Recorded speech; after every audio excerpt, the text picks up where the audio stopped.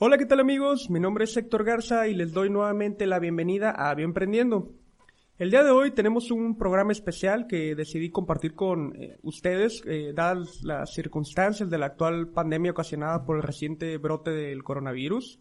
Nuestra intención es poder compartir con ustedes información digerible que en términos coloquiales pueda entender cualquier persona y aclarar muchas dudas para evitar la desinformación y combatir el esparcimiento de noticias falsas o conspiranoicas. Pero para hablar de eso he invitado a un investigador nacional muy reconocido. Él es biólogo de la Facultad de Ciencias de la Universidad Nacional Autónoma de México y es fundador del Laboratorio de Origen de la Vida en la misma facultad. Actualmente realiza trabajos sobre biología evolutiva, ha escrito más de 150 trabajos de investigación, 70 artículos de divulgación científica y ha participado como autor y coautor de 16 libros especializados en la evolución. Ha recibido numerosos premios nacionales y es miembro del Colegio Nacional.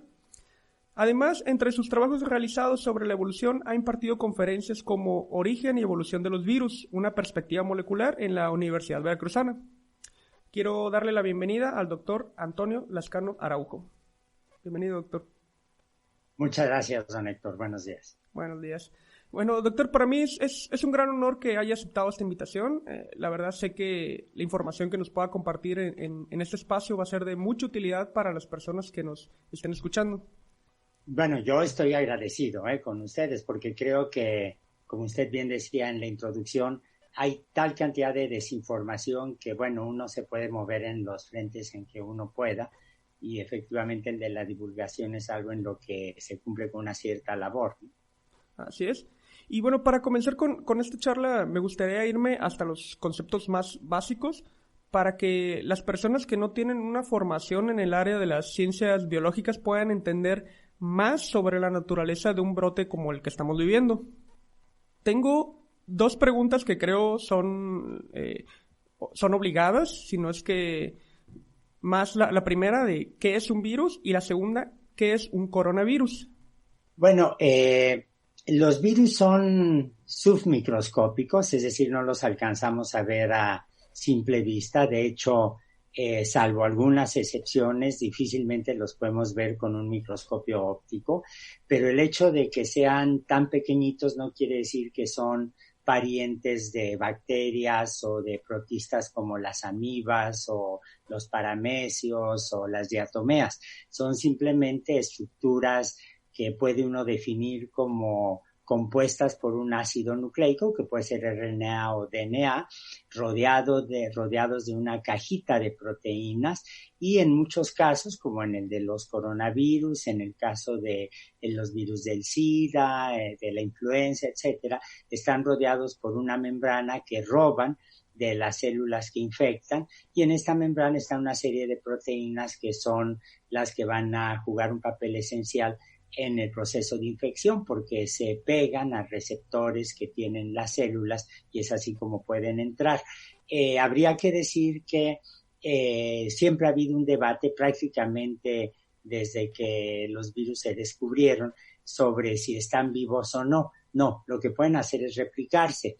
Pongo un ejemplo en este sentido. Por ejemplo, los chismes se replican, los rumores se replican, los virus de cómputo se replican, la información se replica cuando fotocopio una hoja de papel y eso no significa que estén vivos. El otro rasgo que tienen los virus, que es muy importante, que nos permite entender la naturaleza infectiva de muchos de ellos, es que además evolucionan por selección natural o por otros mecanismos biológicos. Cuando un virus se multiplica con errores, como si al fotocopiar, por ejemplo, una hoja de papel, introdujera yo renglones de más o quitara algunos renglones, cosa que puede llegar a suceder con algunas fotocopiadoras, con algunos escáneres. Y entonces esto va cambiando la información y en ese cambio de información los virus pueden adquirir la posibilidad de brincar de un hospedero a otro, que es lo que sabemos que pasó en el caso concreto de este coronavirus. Los coronavirus son un tipo especial de virus de RNA. Son muy peculiares porque son los virus que tienen el genoma más grande, es decir, pueden codificar para más cosas que otros virus como el virus de la polio, el virus del Zika, el virus del SIDA. y esta característica les permite con una facilidad de hecho mayor brincar de un hospedero animal, de un reservorio animal a otro. Ahora todos estamos atónitos viendo los daños que está causando el COVID-19, pero hay que decir que en el pasado reciente hemos atestiguado dos epidemias muy célebres, la del SARS y la del MERS, también causadas por coronavirus, pero hay otras que han pasado prácticamente desapercibidos para la mayor parte de la población, incluso para algunos miembros de la comunidad científica, porque no han causado daños tan terribles. Se puede decir que en los últimos 25 o 30 años, unos 6 o 7 coronavirus han brincado de animales, de otros animales a nosotros, causando en general afecciones respiratorias. Ok. Mencionaba que entonces, una de las principales diferencias que hay entre virus es su genoma, ¿no? Tenemos virus de DNA y RNA, y en este caso nos enfrentamos a uno de RNA, y eso, parece como si los virus de RNA fueran más patógenos. Bueno, en realidad lo que pasa es que son más inestables genéticamente. Okay. Los virus de DNA son muy estables porque, todos sabemos lo que es la doble hélice, ¿no? Esta hebrita donde está almacenada la información genética de las células. Estoy haciendo una definición muy burda, muy general, pero todos la entendemos así, que es como si la información estuviera muy bien guardada y replicada complementariamente en la otra hebra de DNA. Eso significa que cuando un virus de DNA muta o el DNA se lastima de un lado, lo podemos corregir del otro lado. Volviendo al ejemplo de la fotocopiadora, si pierdo mi hoja original, pero tengo otras hojas de papel que tienen la misma información, puedo recuperar la información original sin problema. En el caso de los virus de RNA, estos mecanismos de edición no existen, estos mecanismos de complementación de la información en estado natural no existen, salvo para los coronavirus, porque estos sí corrigen su información cuando se cometen errores al momento de la replicación. Okay. Esto es muy importante porque al tener tanta variabilidad genética, los virus van a tener cambios en lo que están codificando y, por ejemplo, las proteínas de la membrana que están codificadas por el genoma del virus, pueden cambiar y pueden entonces reconocer receptores distintos. ¿Qué significa reconocer receptores distintos? Bueno, a mí el ejemplo que me gusta poner es muy claro. Si tomamos un niño y lo extendemos así, veremos que pues tiene una simetría bilateral, está la cabeza arriba, puedo trazar un eje hipotético que separe las dos partes, las dos mitades del niño, tiene 4 extremidades, y ahora hagamos el mismo experimento con un murciélago, pues la cabeza está arriba, tiene simetría bilateral, tiene 4 extremidades, ambos somos mamíferos, los niños y los murciélagos, ambos somos placentarios, tenemos un origen común reciente en la historia evolutiva y eso implica que esa similitud es cierta no solo a nivel morfológico sino también a nivel molecular. Es decir, los receptores para virus que existen en los murciélagos no van a ser tan distintos a los receptores que vemos en los humanos. Y con una entidad como los coronavirus que están mutando tanto, se puede dar el cambio de hospederos sin grandes dificultades. Muy bien. Entonces, se cree que este virus fue transmitido desde murciélagos, pero ¿cómo podemos determinar o rastrear esa procedencia u origen del COVID-19? A ver, supongamos que tomamos una alumna de La Paz y que nunca haya estudiado italiano y la llevamos a Roma. Ahora no es un buen momento para hacerlo, evidentemente, pero al cabo de un día, esta muchacha hipotética va a estar sabiendo cómo pedir comida, dónde tomar el metro, dónde ir a comprar una copa de vino, etcétera, porque el italiano y el español son muy parecidos. Aunque uno no haya estudiado italiano, puede entender en términos generales lo que están diciendo. Lo mismo le ocurre a los italianos. ¿Por qué? Porque son lenguas que tienen un origen común tienen muchas similitudes gramaticales, los vocabularios no son tan diferentes y entonces simplemente lo que estamos viendo es que ambas vienen del latín con una serie de cambios históricos que se han dado. En el caso de los virus, lo que yo puedo hacer es comparar, como si estuviera yo haciendo la comparación entre el italiano y el español. Yo puedo comparar el DNA de los virus pues, que te están afectando a los humanos. Puedo compararlo con el DNA, es decir, con información genética, el RNA, evidentemente, del RNA de los virus de los murciélagos y me doy cuenta que son parecidos, extraordinariamente parecidos, más del 90% en promedio. Y esto rápidamente me dice, bueno, tienen un origen común. Cuando los seres humanos decimos, mira, sacaste la nariz de la abuela, las orejas del papá, yo tengo un lunar que recuerdo que de pequeñito me decía mi abuela materna, ese lo tenía tu bisabuela.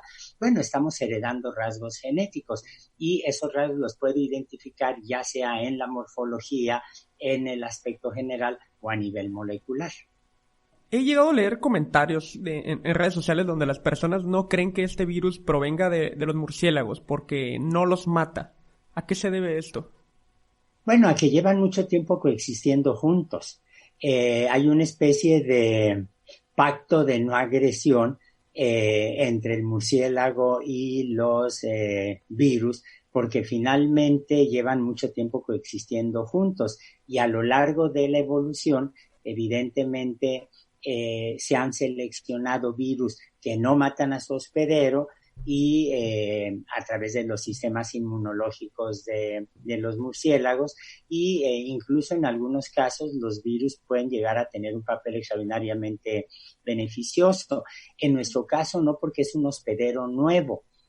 Somos un hospedero nuevo. Como somos un hospedero nuevo, evidentemente estamos confrontando por primera vez en la historia de la humanidad este tipo de coronavirus.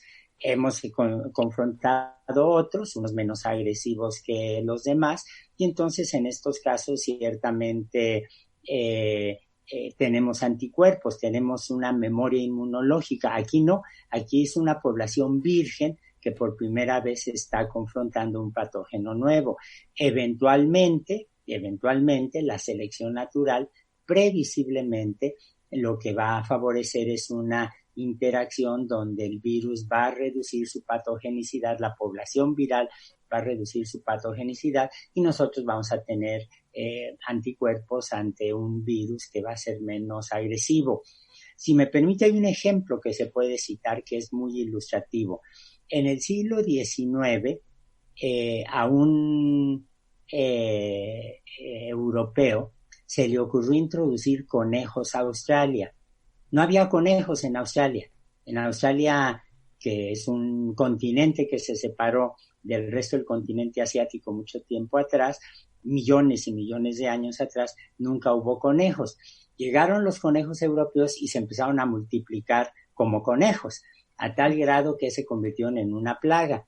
Pues la gente se comía los conejos, los dingos se comían los conejos, los canguros salían corriendo cuando veían conejos, pero se convirtieron en una plaga brutal que empezó a afectar la agricultura.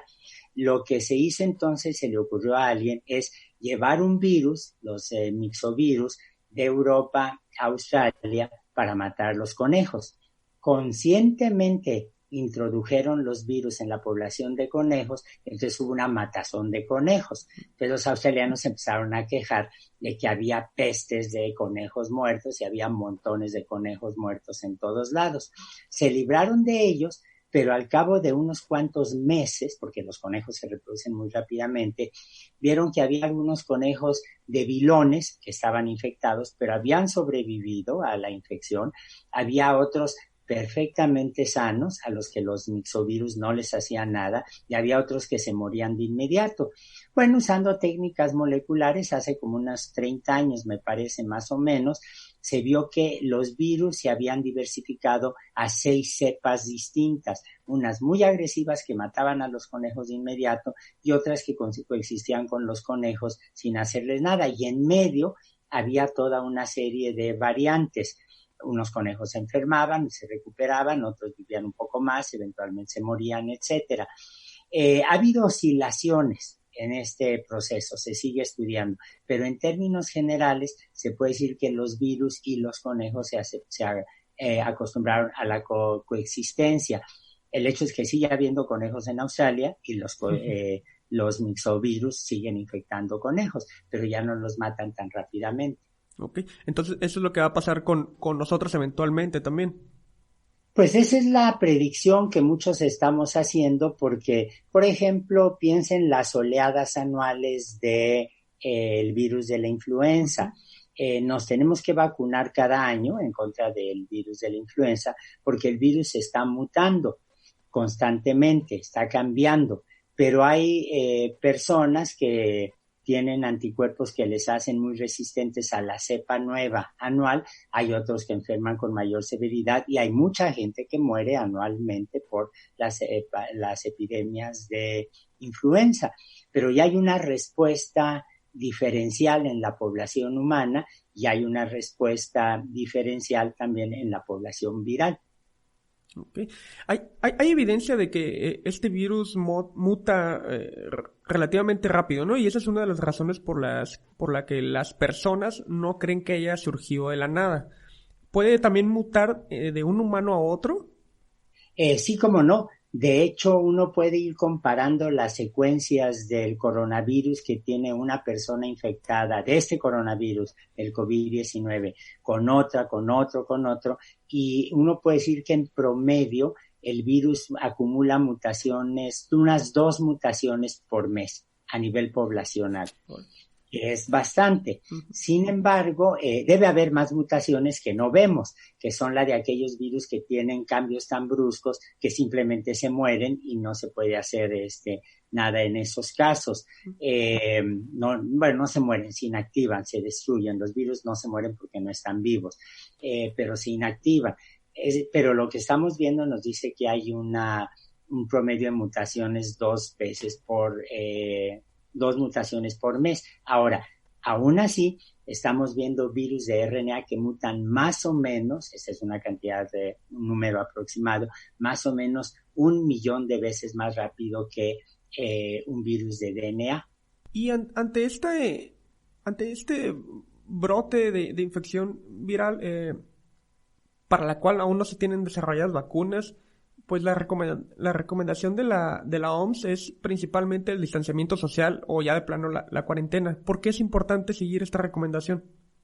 Porque la distancia que hay para un virus entre una persona que esté a 1 metro de mí es astronómica. Un virus no va a poder brincar fácilmente de mí hacia una persona que esté a 1 metro o viceversa. Es un virus muy grande, es un virus pesado, son los virus más grandes de RNA que conocemos y por lo tanto no va a ser fácilmente transportado en las gotitas de saliva que inevitablemente está uno soltando cada vez que habla o que estornuda o que tose. Simplemente no tienen manera de hacerlo. Hay virus mucho más pequeños como el del sarampión que sí pueden viajar metros y metros sin ningún problema. Por eso tenemos ahora una epidemia de sarampión brotes de sarampión que están comenzando de nueva cuenta por otro tipo de razones, porque la gente ha creído esta tontería de que las vacunas pueden causar autismo, no se están vacunando y estamos viendo los resultados terribles. En el caso de los coronavirus, del COVID-19, no tenemos una vacuna, la distancia social es importante, pero hay algo que es todavía, que es igualmente, no es más ni menos, es igualmente significativo. Mire, el virus ha doblado al mundo. Este virus tiene doblada la sociedad humana a nivel internacional.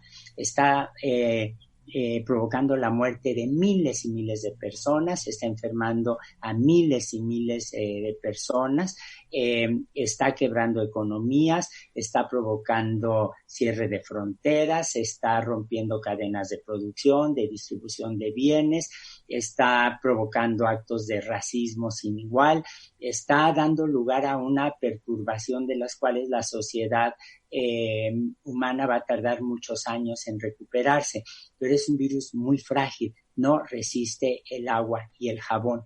El virus se es destruido muy fácilmente con agua jabonosa.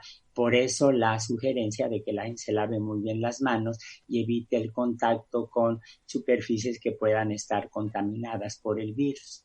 ¿Es preferible el agua y jabón en lugar de un desinfectante con alcohol? Con mucho. Es mucho más eficiente el agua y el jabón por una razón muy sencilla. Yo explicaba al principio de esta charla cómo los virus tienen una membrana que roban de las células que infectan, y hay un experimento que todos hemos hecho cuando nos toca lavar los platos o los trastes, como dicen en el norte de México. Si uno toma un plato que tuvo sopa o que tuvo un pedazo de pollo con mole, bueno, en el norte no comen tanto mole, uno lo pone bajo el chorro de agua caliente y ve como el agua caliente disuelve la grasa. Pero si usa un detergente con un trapito, con una esponja, enseguida se queda limpio el plato, porque lo que está haciendo el jabón, lo que está haciendo el detergente es disolver la grasa. Estamos disolviendo las grasas de la membrana del virus y esto permite evidentemente que inmediatamente se muera. Hablando de la cuarentena, lamentablemente la desigualdad laboral es tremenda, ¿no? Y pues llega a ser un privilegio de clases el aislamiento. ¿Qué le podemos decir a las personas que viven al día? ¿Qué les podemos recomendar cuando necesitan salir a trabajar diariamente para comer?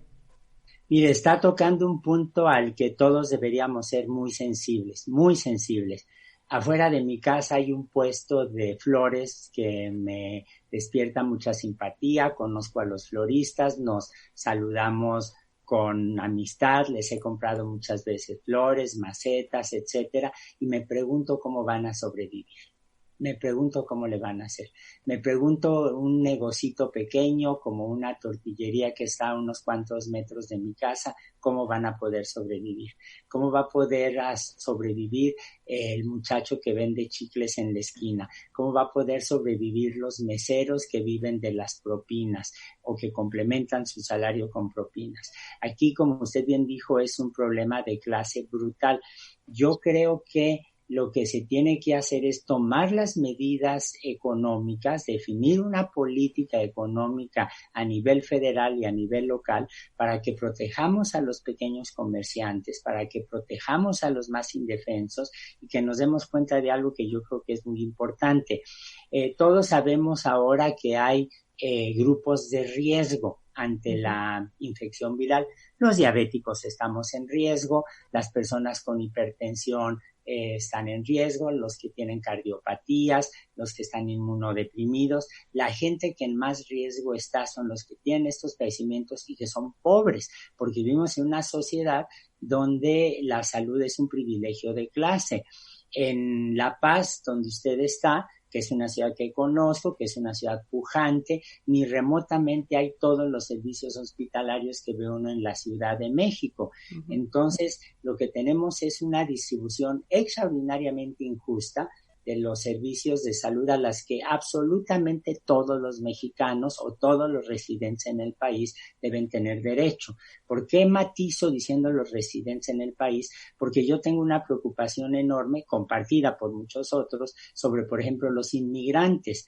En el norte de la península de Baja California, en Tijuana, hay un grupo de haitianos que ya se quedó a vivir en México, lo cual me parece muy bien. En la frontera sur tenemos inmigrantes de Centroamérica, a los que estamos obligados a tratar con mayor consideración de lo que ha hecho hasta ahora gobierno y sociedad mexicanas. Pero lo que ciertamente no debemos olvidar es que estas personas no solamente pueden ser un foco de infección una vez que el virus los alcance, sino que son sobre todo personas que tienen exactamente los mismos derechos que usted y yo. Así es.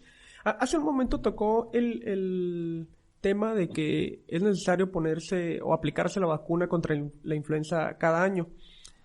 Hay una compañía estadounidense que está desarrollando una vacuna que se llama Centivax, la cual es una vacuna universal contra la influenza, 39 cepas virales en específico, que se basa en generar una respuesta inmune contra pues partes conservadas de estos virus que no pueden mutar o no mutan con tanta rapidez, y así evitar tener que vacunarnos cada año.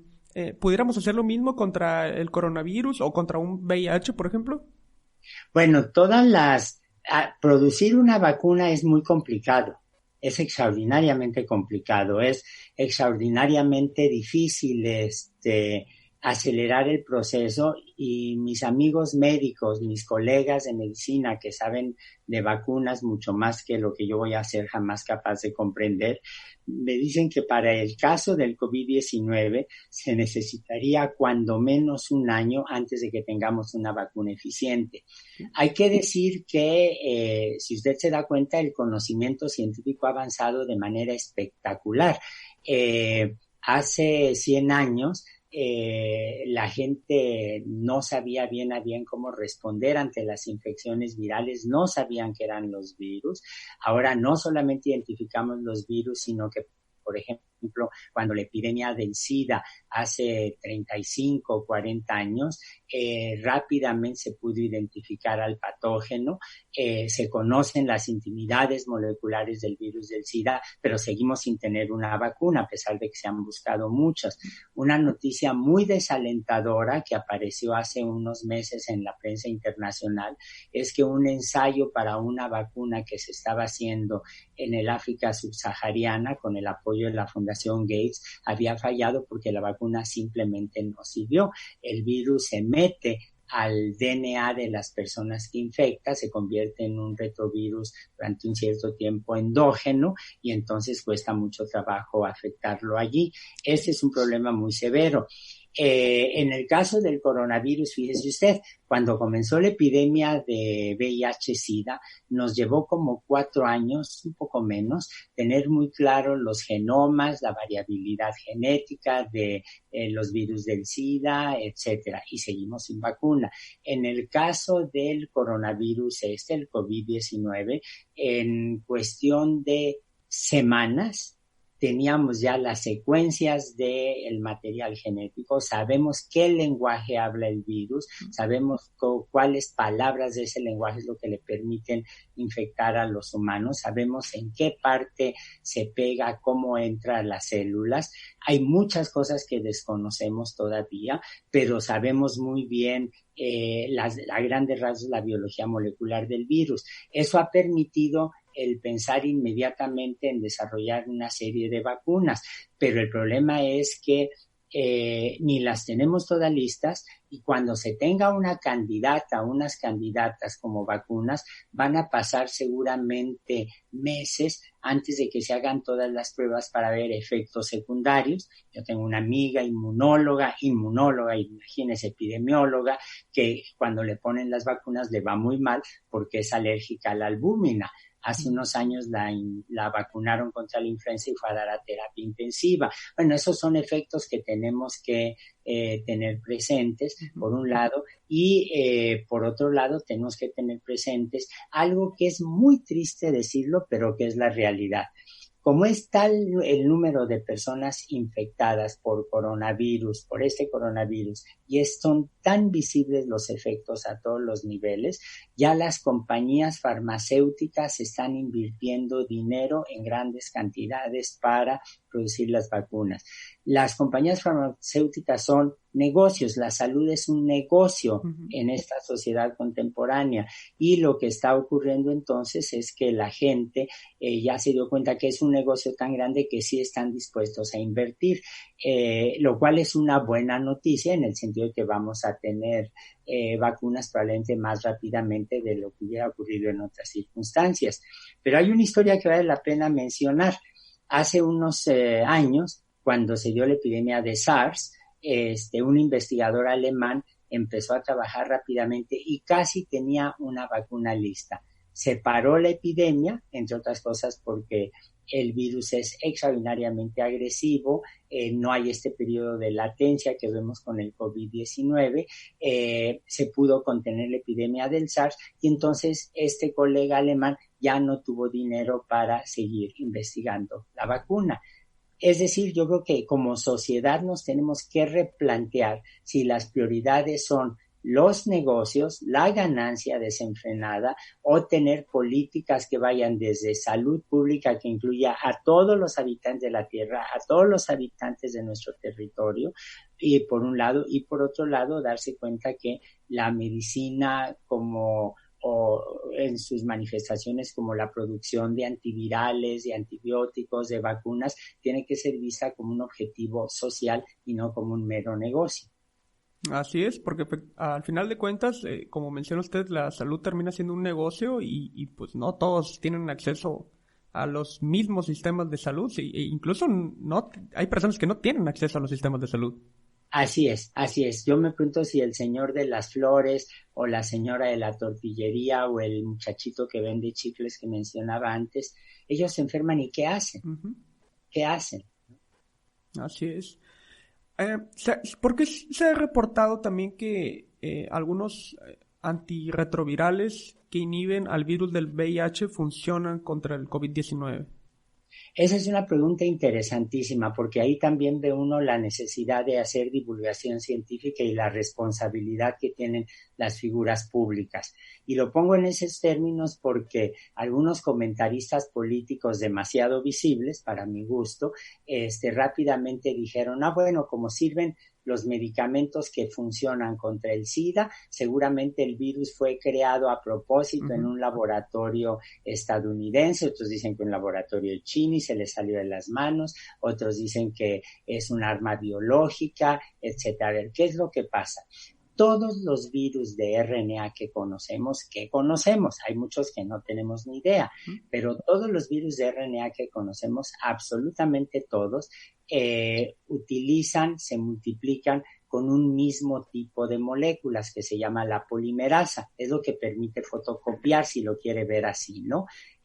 Tienen el mismo tipo de fotocopiadora. Okay. Y hace varios años, 3 grupos en el mundo, un grupo alemán, un grupo checo y mi grupo aquí en la universidad, nos dimos cuenta de manera independiente que esa fotocopiadora, esa polimerasa era de origen común. Por lo tanto, va a tener propiedades en común. Por lo tanto, los medicamentos que inhiben la multiplicación del virus del SIDA, evidentemente van a inhibir, al menos en parte, la multiplicación de los coronavirus o de otros virus como el de la polio, el de Zika, el del dengue, etcétera. Pero en este caso, cuando se han probado, claramente tienen un efecto inhibidor. ¿Por qué? Porque tienen este origen común los virus, ¿no? Muy bien. Doctor, hay un dato que me pareció muy interesante. En 2017 usted advirtió que en los próximos años la especie humana se enfrentará a más epidemias producidas principalmente por virus de ARN transmitido de los animales a las personas. Y se refirió al retorno de patógenos humanos y a la aparición de nuevas enfermedades. Y pues hoy lo podemos ver, ¿no? Que pues ya lo mencionamos, el sarampión es otra enfermedad que creíamos erradicada y ha resurgido especialmente en México y creo que también en Estados Unidos. Y se debe principalmente a estos movimientos antivacunas, ¿cierto? Es cierto, y eso es terrible.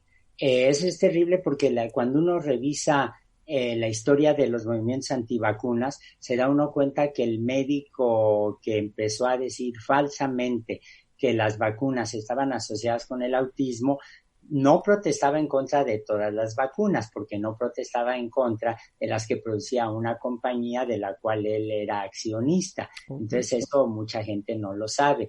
Pero ahí yo creo que el problema es que vivimos en un momento en que la desconfianza a muchos valores, como el conocimiento, se ha traducido en estos movimientos muy complejos de New Age, Yo me he encontrado con gente que hace unos años clamaba por el materialismo dialéctico con un énfasis como si fueran adoradores de una religión universal, socialista, qué sé yo, y ahora están seguros que tomando baños de luz lunar y haciendo yoga con una dieta vegetariana se van a poder aliviar. Bueno, que hagan eso, pero que confíen en la ciencia moderna, en la medicina contemporánea. Cuando atestiguamos problemas como el del retorno de patógenos por los movimientos antivacunas, hay que recordar que para la Organización Mundial de la Salud, estos movimientos antivacunas son uno de los 10 mayores riesgos que enfrenta la población humana. Ahora, para volver a ese comentario que hice en 1916, en el 2016, perdón, no estoy tan ruco, en una entrevista que hubo en la UNAM con los colegas de difusión, déjeme decirle qué pasó exactamente. Unas semanas antes habíamos estado platicando el doctor Sarucán y yo sobre el problema del cambio climático. Lo habíamos estado platicando en una reunión entre nosotros, luego de una reunión que tuvimos en el Colegio Nacional. Y entonces él dijo que a él lo que más le preocupaba, además del cambio climático, era la aparición de patógenos nuevos que se extendieran con rapidez. Y de inmediato yo dije, pues evidentemente los virus de RNA, porque son la entidad biológica que muta con mayor rapidez en la biosfera. No conocemos nada que mute más que los virus de RNA. Y entonces, pues, revisando rápidamente, hicimos una lista mental revisando las epidemias recientes, y si usted se da cuenta, todas ellas tienen que ver con virus de RNA, las más conspicuas, ¿no? Zika, SIDA, dengue, que ya un grupo de colegas hicimos la predicción de que ahí viene también avanzando los casos de dengue a nivel latinoamericano, tarde o temprano nos van a tocar también. Y allí hay algunas vacunas que parece que funcionan, hay medidas preventivas que se podrían tomar. Pero el punto es que tenemos que hacernos a la idea de que la sociedad humana siempre va a estar expuesta a estos patógenos. Ahora, ¿por qué creemos que el riesgo es mayor? Porque el desarrollo de las poblaciones humanas, y no lo voy a calificar en términos éticos, ni morales, ni mucho menos, ha provocado la destrucción de grandes hábitats naturales, ha provocado el desarrollo de la expansión de centros urbanos, y esto a su vez inevitablemente nos pone en contacto con otras especies animales. Y los brincos de patógenos de esas especies animales a nosotros, o de nosotros a otras especies animales, también es una realidad. Entonces, bueno, lo que tenemos que tener cuidado, sin mistificar la naturaleza como si fuera la madre tierra que alivia. No. O sea, es una realidad y debemos tomar medidas muy específicas. ¿Qué medidas? Desde luego garantizar que todo mundo tenga derecho a la salud, a la protección cuando aparece un patógeno nuevo o regresa un patógeno, y por otro lado medidas muy específicas como por ejemplo el hacer observatorios virológicos, observatorios que estén en los sitios donde la interacción con otras especies es muy grande y detectar de inmediato cuando aparezca un patógeno nuevo en humanos o viceversa, ¿no? Y otro problema es que hay una gran ola de desconfianza de la población hacia los científicos, ¿no? Bueno, déjeme decir que eso es cierto en parte, porque en México cuando usted organiza un evento de divulgación, se llena de una manera impresionante. Todo mundo quiere aprender sobre ciencia, todo el mundo quiere entender qué es la radioactividad, por qué descubrimos planetas nuevos, cómo funciona la deriva continental, por qué funciona un teléfono celular, quieren entender por qué es la evolución, por qué se extinguieron los dinosaurios. En México hay una avidez extraordinaria, se lo digo por experiencia, por el conocimiento científico, sobre todo entre los jóvenes. Una muchachita de preparatoria que escuche una conferencia sobre virus de RNA se convierte en una multiplicadora muy eficiente del conocimiento. Esa es una realidad que se observa en todos los países, pero que en México es especialmente notable. Yo diría que en Latinoamérica hay una avidez por conocer el conocimiento científico. Sí. El problema es por un lado, estos movimientos de New Age, que está bien si quieren existir, pero que no dañen los procesos de divulgación, y por otro lado, vivimos en una situación muy particular que yo reclamo muy fuertemente desde hace meses, que es la actitud profundamente antiintelectual, por ejemplo, de el presidente de México, que ha caracterizado a el licenciado López Obrador, que ha caracterizado a los científicos como si fuéramos una casta de élite en donde tenemos una serie de privilegios, que estamos encerrados en nuestros cubículos, que hacemos viajes a costa del presupuesto, o tonterías, las califico muy claramente, así como la de la directora actual del CONACYT, la doctora Álvarez Bulla, que es una excelente científica, que se atrevió a decir, por ejemplo, que ya bastaba de ciencia occidental. A ver, un día que me dé su definición de ciencia occidental. Bueno, ni hay ciencia occidental, ni los científicos están lejos de la realidad, ni se puede estar denostando a gente que obligó en la realidad a que el presidente se tragara sus palabras. El licenciado López Obrador tuvo que decir hace unas semanas, unos pocos días, que el problema está en manos de los médicos y los científicos. Bueno, que cambie su política, que dejen de estar denostando él y todos los corifeos incondicionales que tiene a su alrededor, y que se den cuenta que lo que tenemos que apoyar es que haya más escuelas de ciencia, que haya mejores escuelas de medicina, que haya gente que esté mejor preparado, y que el conocimiento científico deje de ser un privilegio de clase para que se convierta en un conocimiento que se divulgue y se multiplique entre todos. Efectivamente, y nosotros como investigadores también tenemos ese deber moral, ¿no? Ya lo he mencionado en otros programas, de difundir, o sea, hacer divulgación, hacer difusión de la ciencia, de los trabajos a la sociedad para que conozcan lo que hacemos. Por ejemplo, aquí en La Paz, yo creo que la mayoría de la población no sabe que tenemos 2 centros de investigación y no saben lo que se está haciendo dentro de estos centros de investigación. Así es, y fíjese, cuando uno revisa las historias de los centros de investigación que tiene el país, lo que se da uno cuenta es que han jugado un papel extraordinario, no solamente en el conocimiento, no solamente en la investigación pura, como a algunos les gusta llamarlas, sino también, por ejemplo, en conocer las realidades locales, han influido sobre la docencia a nivel superior, influyen sobre la divulgación, y son centros espléndidos de donde el conocimiento se multiplica y sale e invade todo el entorno social en donde están insertos, ¿no? Así es. Hay otra cosa que me ha parecido muy curiosa, y es que nos encontramos ya a finales de marzo y se habla de que estamos ya en la fase en la que habrá un aumento súbito del número de infectados en México. Sin embargo, a mí me da curiosidad de que este virus comenzó en China a finales de noviembre, y el hecho de que apenas estemos siendo afectados me hace sentir como si el virus viniera caminando, cuando sabemos que en menos de 48 horas alguna persona contagiada desde China puede llegar a México. O sea, ¿qué es lo que está pasando? ¿Por qué no se diseminó más rápido este virus en el país? Y si eso guarda alguna relación directa con los métodos de detección disponibles. Bueno, yo creo que ahí se ha cometido un error. Muchísimos colegas que hacen epidemiología insistieron desde hace semanas empiecen a hacer pruebas cuanto antes. Por una razón que tendrán que explicar en su momento los responsables de la política de salud en México, no lo hicieron. Y el hecho es que ahora hablamos de un cierto número de infectados, pero yo tengo la convicción interna, platicando con los especialistas, con las especialistas en epidemiología, que el número de infectados debe ser mayor. Eso no significa que todos los infectados vayan a desarrollar la enfermedad o que vayan a morir. De hecho, es cierto que el porcentaje de personas que se enferman con gravedad es reducido, pero cuando uno lo multiplica por la cantidad de personas infectadas, estamos hablando de miles y miles de fallecimientos, como lo estamos atestiguando en el caso italiano o en el caso español.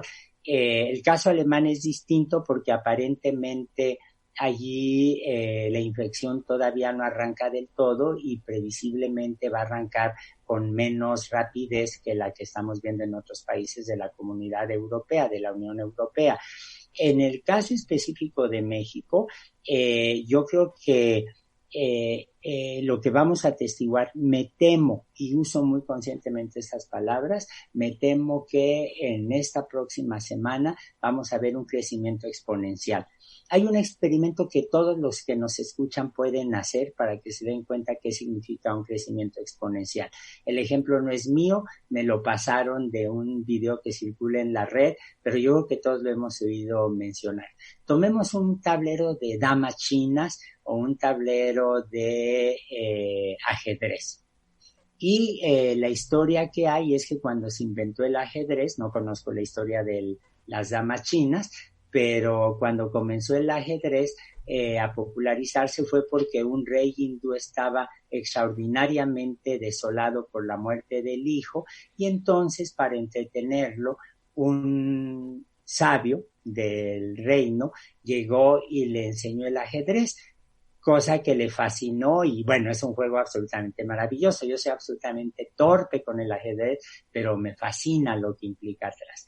Y el rey, agradecido, le quiso dar una recompensa, y la recompensa que le pidió el inventor del ajedrez fue que le diera 1 grano de trigo por el primer cuadro, 2 granos de trigo por el segundo cuadro, 4 granos de trigo por el tercer cuadro, 8 granos de trigo por el cuarto cuadro, y así sucesivamente. Que todo el mundo haga el juego, incluso en un tablero de ajedrez hipotético, y va a ver la rapidez con la que se multiplican los granos de trigo. El rey no pudo cumplir la promesa de pagarle una recompensa a quien le había llevado el ajedrez, pero es una demostración espléndida de lo que significa un crecimiento exponencial. Eso es exactamente lo que estamos viendo con la epidemia en todos lados, lo cual me lleva a otro punto importante.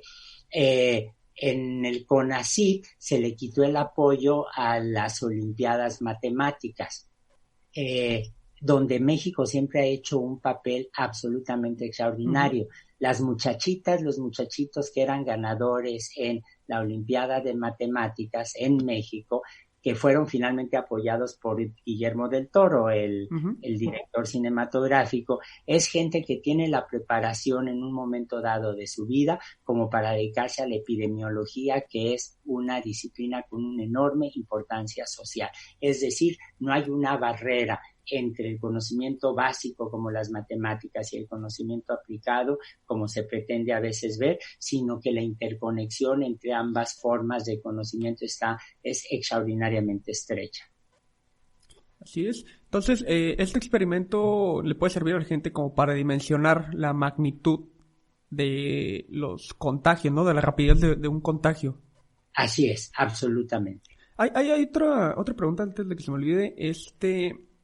Tiene que ver, por ejemplo, si yo me infecto hoy, ¿en cuánto tiempo yo podré ser una persona que pueda contagiar a otra? O sea, si usted se infecta, el virus, el COVID se multiplica más o menos 1000 veces más rápidamente que otros coronavirus. Okay. Es decir, si usted se infecta, va a estar produciendo una enorme cantidad de virus, y prácticamente al día siguiente de la infección usted ya se convierte en un dispersor del patógeno. Y aquí pasa una situación equivalente a la del SIDA, precisamente. Uno de los problemas por los cuales se extendió la epidemia del SIDA es porque las personas infectadas no mostraban ningún síntoma visible en los primeros semanas, meses, años de la infección, y la epidemia se fue extendiendo de manera silenciosa hasta que de repente explotó. Con el coronavirus COVID-19 pasa una cosa similar, equivalente, que no tiene nada que ver con la naturaleza de los dos virus, simplemente así se manifiesta la enfermedad. La persona puede estar infectada sin síntomas durante más o menos unos 5 a 10 días, y ahora lo reconocemos. Ayer se publicó un artículo fascinante al respecto, como buena parte de los casos que se dieron en China fueron productos de esta infección y dispersión silenciosa, hasta que de repente nos estalló el problema en las manos, ¿no? Y bueno, ahora me gustaría que hablemos de otro virus. Es un virus que se esparce mucho más rápido y que causa muchos más daños. Estoy hablando del virus de la desinformación. Y con esto vienen todas las teorías conspiranoicas que ya platicamos un poco y que hemos escuchado o leído pues principalmente en las redes sociales. Creo que, bueno, el video más compartido fue bueno, de un personaje, ¿no? Que pues yo lo escuché y sonaba muy convincente y decidido en lo que dice. ¿Qué fue cuál? No recuerdo si es del doctor John Ackerman o fue un video en el que mencionaba precisamente lo que comentamos hace un momento de que el virus fue creado y es un arma biológica y todo eso, ¿no? Es una tontería total. Sí. Yo tengo diferencias ideológicas, políticas, profundas, éticas profundas con el doctor Ackerman. Me sorprendió que la doctora Álvarez Bulla lo haya incluido en el Consejo General del CONACYT, tal vez porque es un sociólogo o investigador en su campo muy distinguido, no lo sé, pero no conozco sus méritos académicos, no tengo ninguna razón para dudar de ellos en su campo, pero lo que sí tengo perfectamente claro es que con una irresponsabilidad brutal, de la que debería avergonzarse y de la cual debería desdecirse públicamente, se atrevió a decir que ese era un virus artificial, generado artificialmente para afectar la economía china. Este tipo de tonterías, porque hay que calificarlas así explícitamente, son extraordinariamente dañinas, porque entonces la gente se queda con la sensación de estar inermes frente a los grandes poderes políticos del capitalismo, etcétera. El doctor Ackerman es muy conspicuo, sobre todo en este régimen, tiene ahora una enorme cantidad de foros, es su derecho, pero debería ejercerlos con mayor sentido de la responsabilidad social y académica. Sí, y la pregunta es, ¿cómo combatimos esa desinformación cuando vivimos en un mundo en el que, tú le presentas a una persona, por un lado, datos y evidencia científica y por otro una foto de algún mandatario con una frase escrita que dice que las personas de la tercera edad son una carga y se requiere una reducción poblacional? Bueno, yo creo que la respuesta está desde a nivel, no diría minúsculo, pero social, como lo que están haciendo ustedes, difundir la ciencia, difundir la realidad, buscar a los especialistas, hablar con las médicas que saben de epidemiología, con los virólogos que están buscando vacunas, que están desarrollando pruebas, hasta la responsabilidad del gobierno, del Estado, en promover una difusión correcta del conocimiento científico. Yo no creo que al doctor Ackerman haya que prohibirle que diga lo que dice, pero lo que sí creo, yo confío en la inteligencia individual y colectiva para que la gente se dé cuenta que en modo alguno pueden estar creyendo sandeces con riesgos públicos, sociales tan grandes como las que él ha hecho. Sí, y hablando de esto... No es el único, hay otros. Sí. Efectivamente. Y hablando de esta teoría de que el virus fue creado en laboratorio, ¿qué posibilidades existen de que eso suceda? Porque además se da en un momento en el que pues las tensiones entre China y Estados Unidos están muy grandes, ¿no? Y eso hace que pues la gente... Lo interrumpo de manera inmediata. No podemos hacer un virus así. Si pudiéramos hacer un virus así, ya estaríamos deteniendo la epidemia al día siguiente que comience. No existen esas posibilidades. Punto. ¿Es esto un plan para desestabilizar al gobierno actual?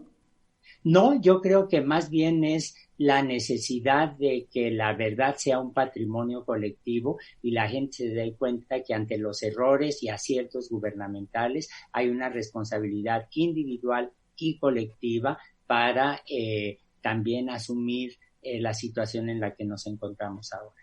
Perfecto.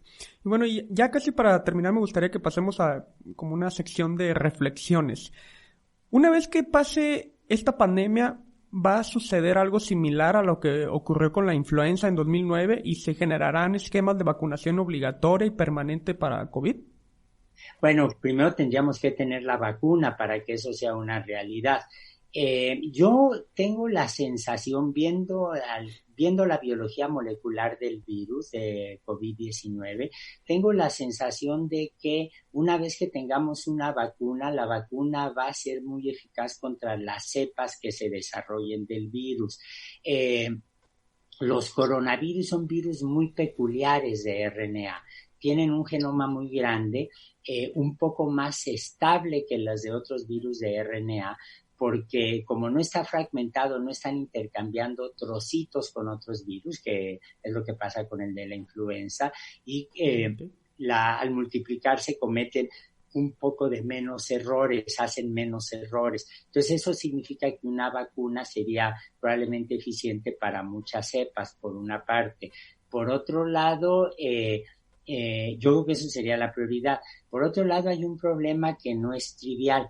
Cuando uno analiza la epidemia de influenza de 1918, afectó sobre todo a gente entre los 20 y los 40 años de edad, muchos de los cuales estaban ya enfrentados en la Primera Guerra Mundial, y las consecuencias económicas y sociales fueron brutales, fueron absolutamente brutales. Yo creo que algo así puede ocurrir no solo a nivel mexicano, sino a nivel mundial. Lo que dicen mis colegas dedicados a la economía, a la sociología, etcétera, es que se nos viene encima un cambio brutal en las relaciones económicas, en la producción, y es algo para lo que tenemos que estar preparados ciertamente, entender que la sociedad no va a ser la misma después de lo que estamos atestiguando ahora. Este es el peor desastre de salud que estamos viendo en varias generaciones. Es la peor epidemia que nos ha tocado atestiguar. Está todavía en nuestras manos evitar que sea peor, evitar que los daños sean mayores, los daños individuales y colectivos.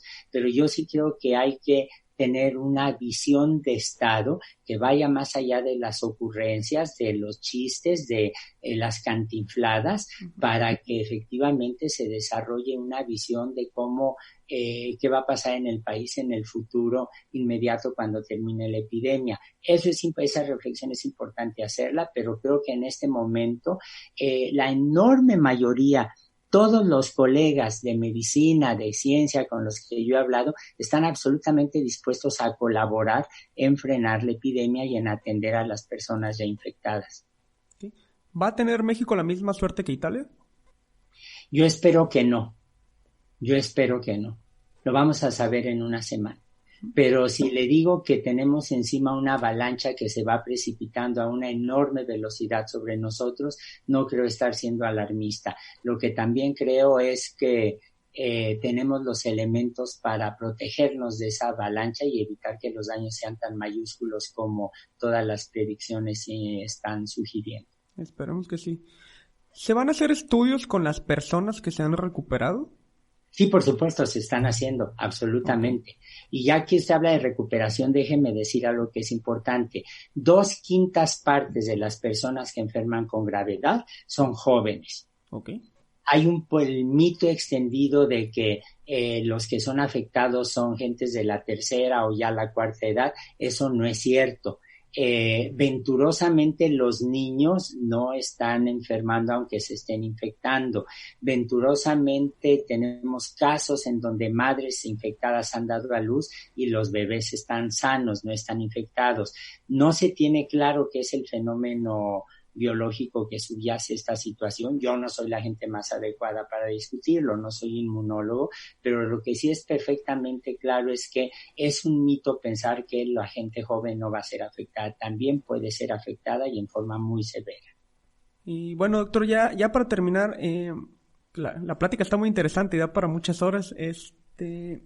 ¿Será esta pandemia un parteaguas en los gobiernos del mundo, principalmente en México, para que se invierta más en ciencia?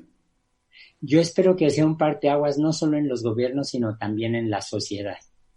Que nos fijemos en que hay responsabilidades colectivas que tenemos que atender.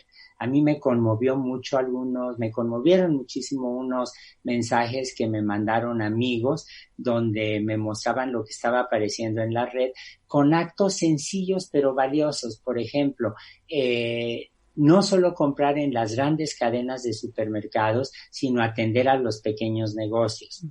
Darnos cuenta que hay gente que vive en condiciones límites resultado de siglos de explotación capitalista desenfrenada.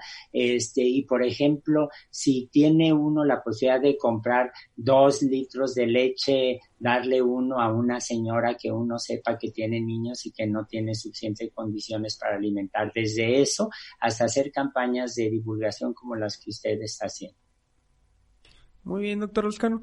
Pues le agradezco enormemente su disposición, su tiempo y su conocimiento, y estoy seguro de que esta información debe ser muy valorada y ampliamente distribuida entre la sociedad. Y pues bueno, yo soy creyente de que científicos, investigadores como nosotros, se lo repito, tenemos ese deber moral, ¿no? De difundir e incentivar la ciencia y pues también combatir las fake news en la medida de lo posible.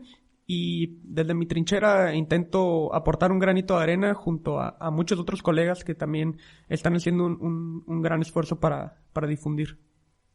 Pues gracias por la oportunidad y créanme que respeto de veras estos esfuerzos. Y cuando vienen de gente joven es todavía más alentador. Bueno, muchas gracias. Pues bueno, amigos, yo me despido por el día de hoy y espero que me ayuden a difundir esta información que pues como les repito, va a ser de mucha utilidad para todos. Y nos estaremos viendo en el próximo episodio del podcast Bien Emprendiendo. Hasta pronto.